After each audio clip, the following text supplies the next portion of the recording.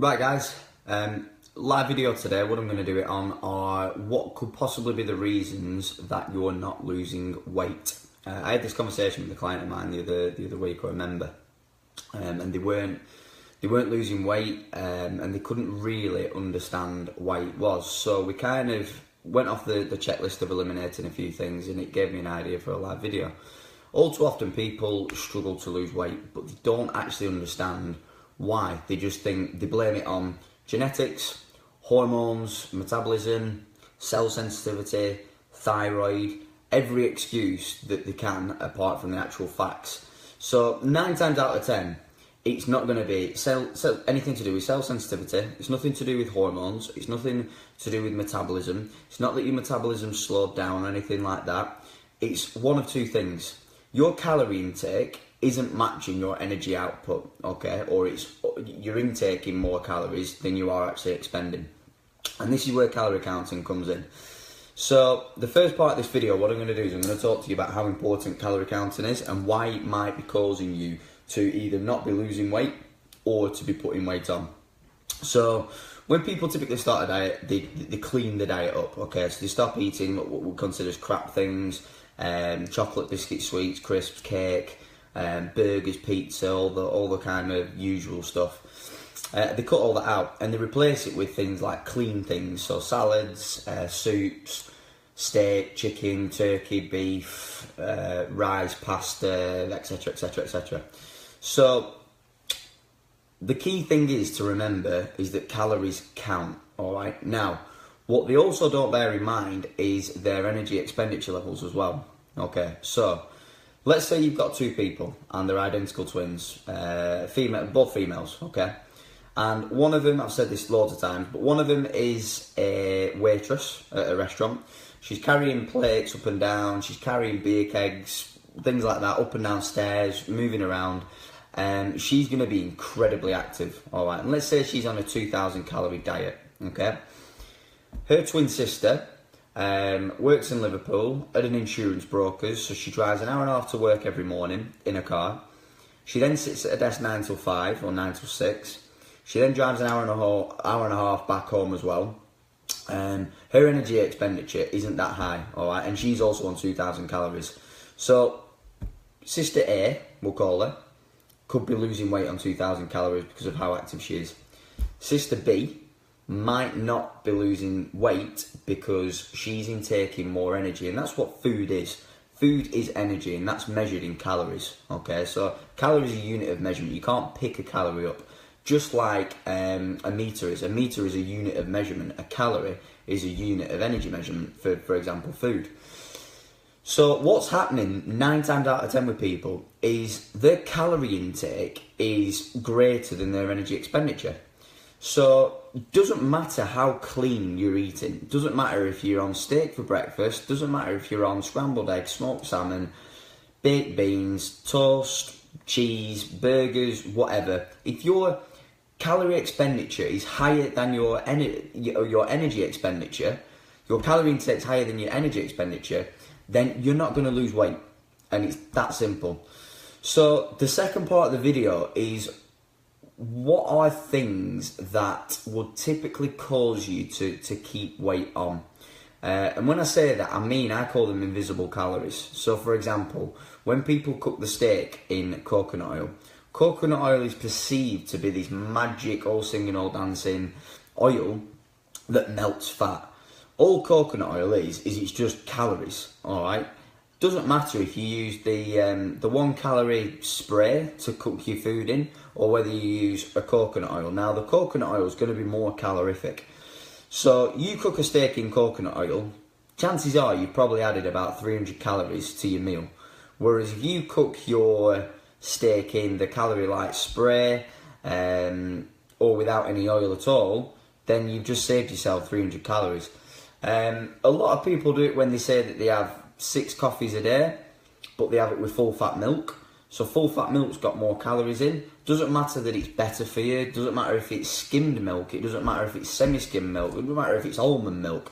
Unless it's kind of black coffee when it's near enough, doesn't have any calorific value. You're going to be adding calories into your daily routine in places that you're not too sure. I remember the conversation with a client, and she clicked and she went, "Oh yeah, I forgot I finish all my baby's food and, you know, my child's food when I'm washing the plates if they've not eaten it."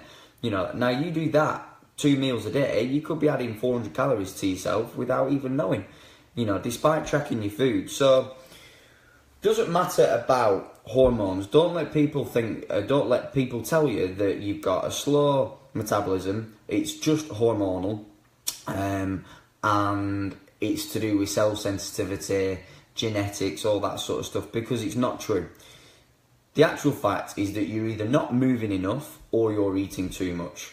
So the options that you have is you can either increase your energy expenditure, and that doesn't just mean going to the gym and smashing cardio. I always say that walking is kind of like free cardio, if you will. So if you can walk more during the day, you're expending energy by walking. Your body needs to use calories in order to get your limbs moving to walk. So you can park further away from work. If you're going shopping at the supermarket, as daft as it sounds, park further away. Park your car a little bit down the road at night if you live on like a cul-de-sac or something like that.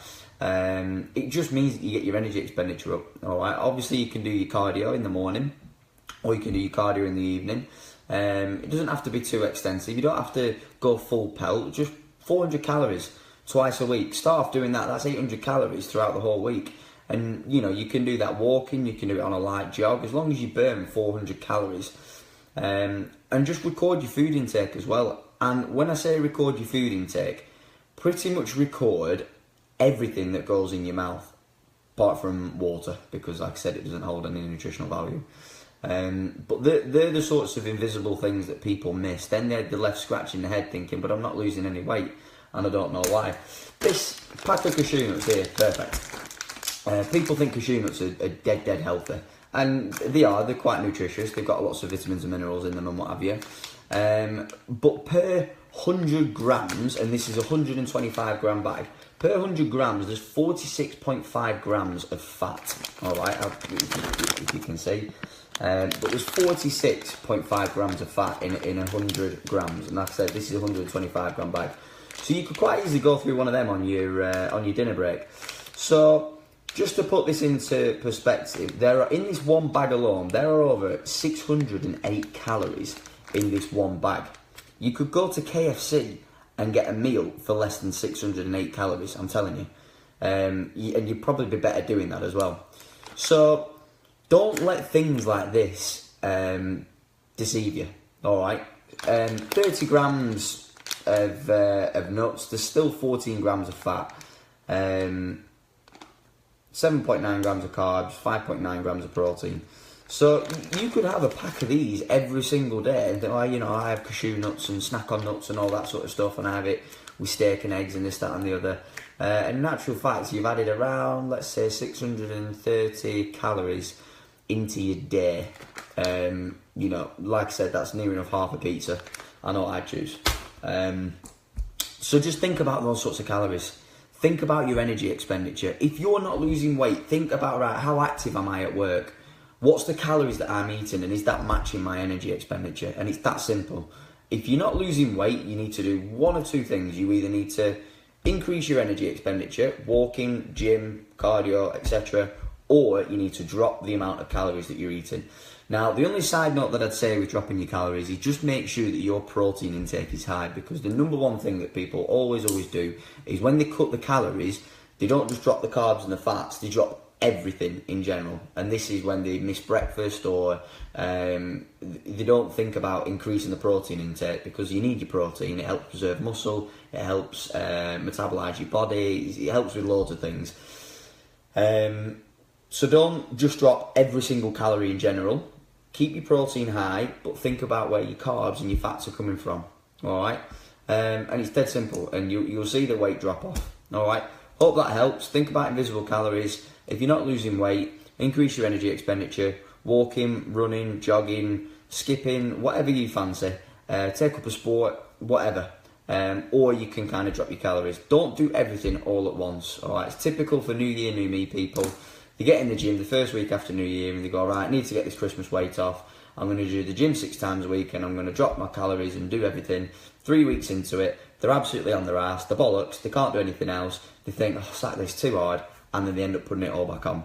Do everything regimented, do it staged. So if you're not losing weight, think about increasing your energy expenditure first. See if you start losing weight with that. If that's still not happening, keep your energy expenditure up, drop your calories a little bit. And a little bit is what I mean. So do that through carbohydrates, do that through fats, because that's typically where people get the calories from. And on a last note, just to give you a bit of an idea, there are 9 calories in 1 gram of fat. There are 4 calories in 1 gram of carbohydrates and 4 calories in 1 gram of protein. So, healthy nuts, really, really healthy. 46.5 grams of fat per 100 grams. And like I said, there's 9 calories per gram of fat. So, do the maths, and that equates to around 608 calories in that. If you actually save the space, that's all there is in that. There's 608 calories in that. Think about it. Hope that helps, guys. Keep your water intake up, plenty of protein, watch your energy expenditure, watch your calorie intake, but don't blame hormones, don't blame metabolism, don't blame cell sensitivity. It's nothing to do with your thyroid. You're just not moving enough or you're eating too much. Hope that helps. Cheers, guys.